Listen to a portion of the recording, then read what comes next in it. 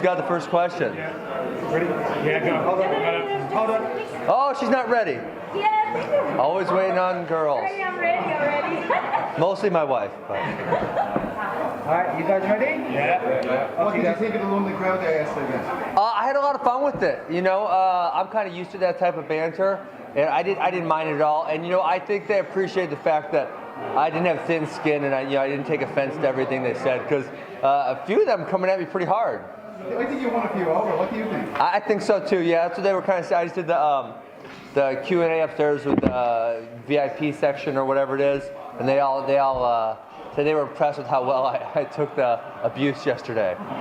Were you anticipating that from the British crowd?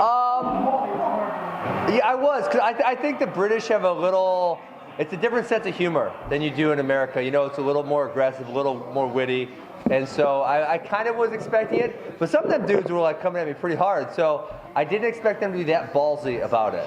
What's been the biggest surprise that you've sort of dealt with since you've been over here dealing with the British fans? Let's see.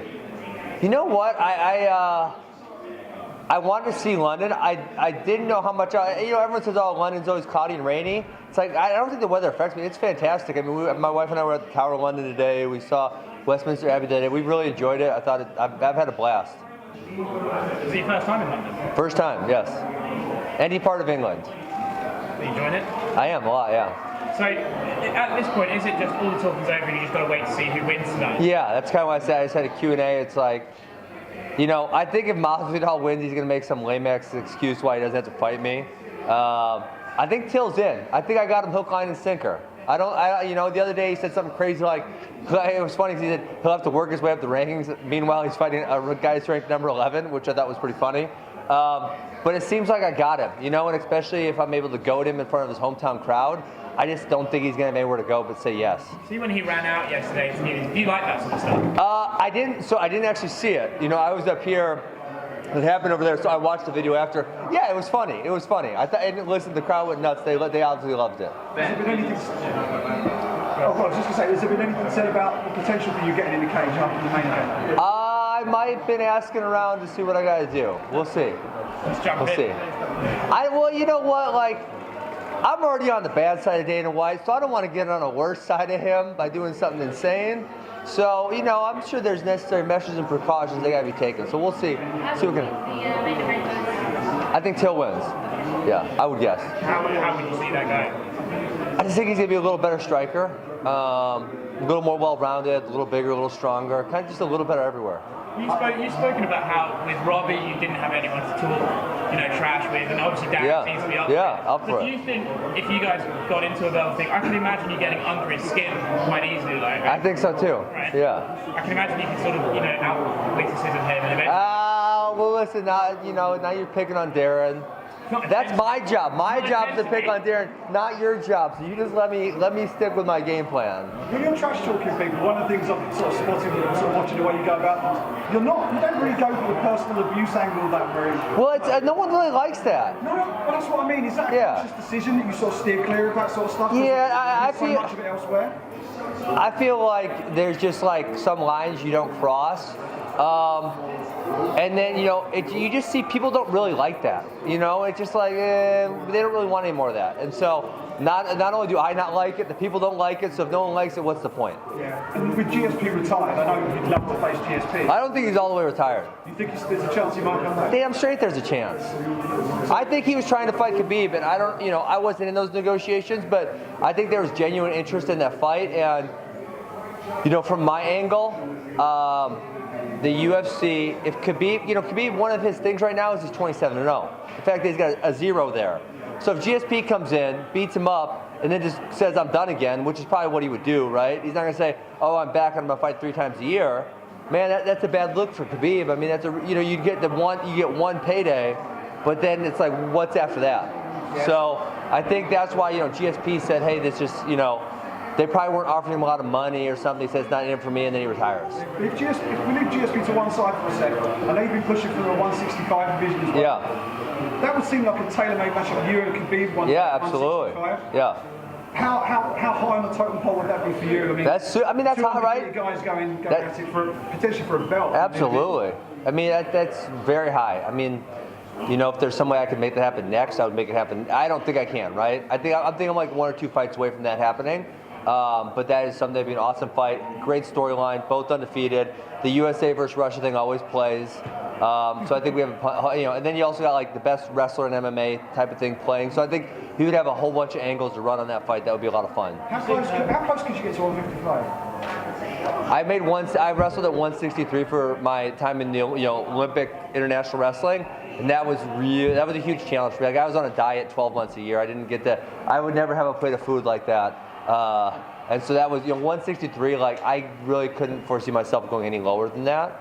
So it's like that's 8 more pounds than 155. Like that's just totally out of the question. Whereas I could see, it would be tough for me to make 165, but I know I could do it. How much pressure did Dana White put on, if any, to face Robbie again? None so far. I haven't heard from him. Well, he texted me once last night. It was last night, I think. Texted me. We had a small text conversation. No, they haven't said anything to me. I mean, you know what the UFC does a lot of? They get a feel for what the fans are saying, and I think besides a few drunk British fans last night, I don't think there's not a lot of people interested in that rematch. I mean, when you say, okay, if you would have put a fan poll together for my first fight, it says who do you want to face? Robbie Lawler would have been really low on that list. There's a lot of reasons it wasn't that sought after. And so now, I think they kind of took the pulse of the fans, and the fans they want something else. The fans would choose me and Till over me and Robbie. I probably 8-1 or something like that. For you, is that something you can target because he's like third in the world, he's close to the title? There's a whole bunch of reasons, right? Yeah, I mean, third in the world. I think I beat him pretty easy. I think he talks trash with me. I think he brings in the British crowd. I mean, I think there's just a whole bunch of reasons. I think it makes a lot of sense. You said you wanted to fight him in Chicago, right? That's the date you'd like. I think that'd be a great one, especially if he comes out unscathed tonight, no major injuries. One of his big storylines has been his weight, right? He balloons up. So, I remember when I got to fight in the Bellator tournament, it was like 3 times in 3 months. It was so awesome because I just kept my weight low. And it was like no big deal. Make weight 2 or 3 weeks later, make weight 4 weeks later. It was just like easy. So, for a fighter, the hardest time to make weight is when I know my hardest time. I retired for 10 months. I ballooned up. And now I'm like, shit, I got to lose a whole bunch of weight. If you can kind of stay lower, I'm sure that's better for him than taking 6 months off, getting really big, and then having to shrink back down again. So when do you want to have the conversation with the UFC to say, right, I want him in Chicago? Tomorrow morning. Okay. The relationship with Dana White, is that something you feel as though you have to work on and improve? Yeah, I think so. How do you go about that? Well, I'm going to work on it. I was texting the other day, so we're going to work on it. What was said in those texts? That we're going to get together at some point here in the near future. Ben, when you were with One, obviously, the whole ethos of their organisation and martial arts in Asia is completely different. Yeah. Now you're over the Western world in the UFC. Do you feel like the shackles have come off? You can be you a little bit more. Oh yeah, a little bit. Yeah, I mean, you know what it is? They just don't like it over there. They're just like not in the whole culture, right? I was texting with one CEO today. It's a really good friendship I've maintained, and I created while I was over there. And he's like, you're just so in your element with these British people trying to harass you. He's like, you're great on the mic, and he's like, it's so cool seeing that come out because obviously, we didn't have it in Asia. People just weren't into it, so I didn't do it. Did you find that you weren't able to be yourself out there? You had to sort of be a little bit more. Corporate. You had to sort of fit their profile of being like a hero to the Asian. Not really. It was just like.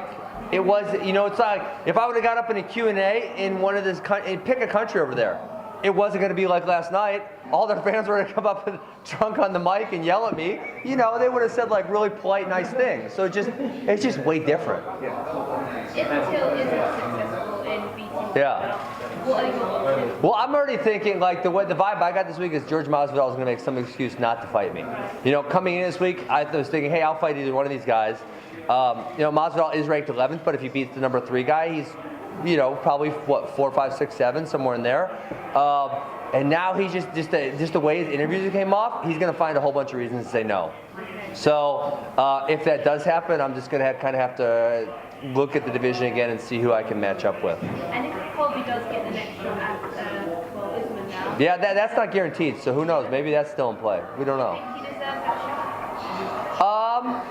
You know what? I actually, as much as I don't like Colby, I'll be fair. He does deserve it, right? He had the interim title. And the reason they kind of skipped over him was because they tried to make him versus Marty for 233, and he said no, right? He said I'm not fighting. I think he's scared of Marty a little bit, personally, and that was where I kind of tried to input myself and said, I'll fight him. I'm here. I know he's really tough. I'm here to fight the best guys. That's what I'm here for. I know it's going to be a challenge. I'm okay with that. And Colby said, I want nothing to do with it. And so that was why Colby got skipped. And now they're letting him back in the mix. But, you know, if you think of, there's no real heat between Usman and Colby. It's not there. There's real heat between Usman and me. I don't dislike him, but he came at me like a honey badger, so whatever, let's do this. And then number two is, you know, if you just look at the surge of interest in me, I think me versus Usman sells a lot more. And if you're Usman, you're saying, well, let me read my contract here. Oh, I get paid on the number of pay-per-views, right? He gets one fee, but he gets paid on the number of pay-per-views. And I'm saying, if I'm Usman, I'm saying, damn, how many pay-per-views is Colby going to sell me? How many pay-per-views is Ben going to sell me? Ooh, that's going to be a lot more. Ooh, my paycheck's going to be a lot more. I'll take that one. You're generating loads of traffic right now, loads of clicks. There's a lot of attention coming your way. Yeah. They're really exciting fight with Robbie Lawler. Yeah. One of the reasons why it was so exciting was because I got my ass beat for a minute. Yeah. Now your good. game is very much wrestling based. Get on people, smother them, shut them down. Now traditionally that's something that tends to not go down well with fans. That's not true. That's a false narrative. I'm going to stop you. It's a false narrative. Okay, take Conor out of the picture. Who's the best seller ever? Ever? Chael. What? Chael or Bisbee? No. GSP. GSP's like pay-per-view seller. Sorry. Okay. GSP is the number 2. Yeah. Who's the number 3? Brock Lesnar, also wrestler. Who's the number 4? Ronda Rousey, also used just grappling. So the narrative that grappling doesn't sell is just false. After Conor, number 2, 3, and 4 are all grappling-based people. So that narrative is just not there. And you know, I would even go number 5 is probably, I would guess, John Jones, maybe DC. So you know, really after Conor, you're going almost all wrestlers. So with that, they all had that. It's a personality thing. It's a personality. That era of sort of unbeatability when they were on their rise up. You have that right now with your own record as well. So that's something that presumably you're going to. That helps too, yeah. Push.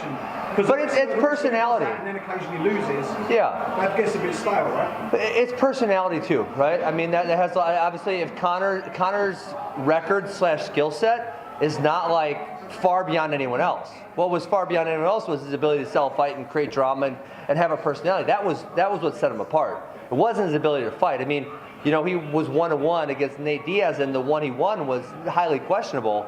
Nate Diaz is a 500 fighter in the UFC. He's not a world beater. So Conor's fighting didn't set him apart. It was his personality. And that was, you know, I think that's, if you look at number 2 through 5, all for different reasons. Their personality was really popular. Right now, my personality, it's like, I can't figure it out. It's really weird, because my personality was kind of like, I kind of got shit on for like close to a decade. And then all of a sudden something switches and everyone loves me, and I'm like, I don't know what freaking happened. I'm doing the same thing I was the last 8 years. And so for whatever reason it is, right now my personality is catching on, and I think that, you know, that's obviously what sells. You're 2 or 3 in a row. Sorry, 2 or 3 in a row. Yeah. You're up there at the top of the division, so you get hold of that belt. Yeah. And you keep winning and you keep dominating with your wrestling. What's going to keep you staying? Is it going to be the fact that you're unbeatable and people want to see you get beat? Well, let me sell, and then I'll tell you. I think we'll both. But once I start selling, then I'll tell you.